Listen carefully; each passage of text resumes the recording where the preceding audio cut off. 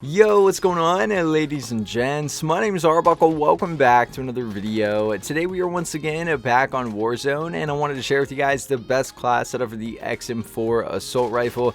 Now, I'll be honest with you guys, when the Cold War guns were first integrated into Warzone, I was not a big fan of this weapon, but I've been using it a lot recently, and I believe that with the right attachments on this thing, it can actually be pretty decent. What you guys are watching right now is just some gameplay and some clips of me demonstrate what this specific build is going to play like in a game of Plunder. So keep in mind that most of the players in Plunder spawn with 2 armor plates, and a majority of players in Warzone are going to have 3 armor plates when you're actually fighting them, so it might be a little bit different. But overall, I felt like this gun was pretty accurate. I was packing a pretty decent punch and was winning a lot of gunfights that I didn't think that I would actually win with this XM4. So hopefully with this specific build, you guys will be able to run into a game and do pretty decent with it. So if you guys take a look at the attachments that we're going to be using, the muzzle that we're rocking with is the agency suppressor. This is a pretty obvious one for pretty much every Cold War weapon in the game, giving you sound suppression and damage range as your pros and a nice boost to accuracy and range. So again, that agency suppressor muzzle.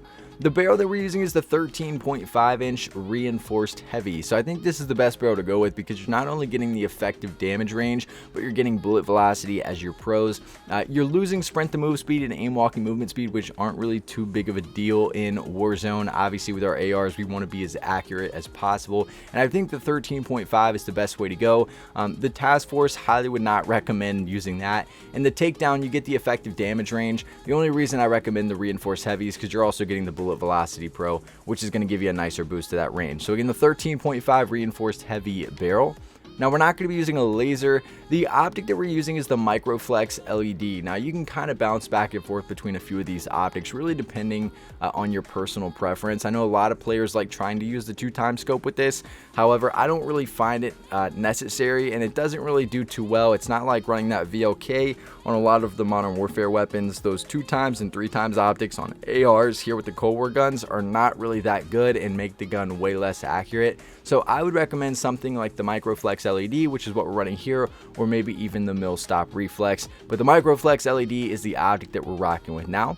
We're not going to be using a stock. Now, the underbarrel that we're using is the Field Agent Grip. I think this is always the best underbarrel to go with the ARs in this game. Obviously, with your pros being vertical recoil control and horizontal recoil control, giving you a really nice boost to accuracy and helping you do a little bit better from those long distance gunfights. So again, the Field Agent Grip underbarrel.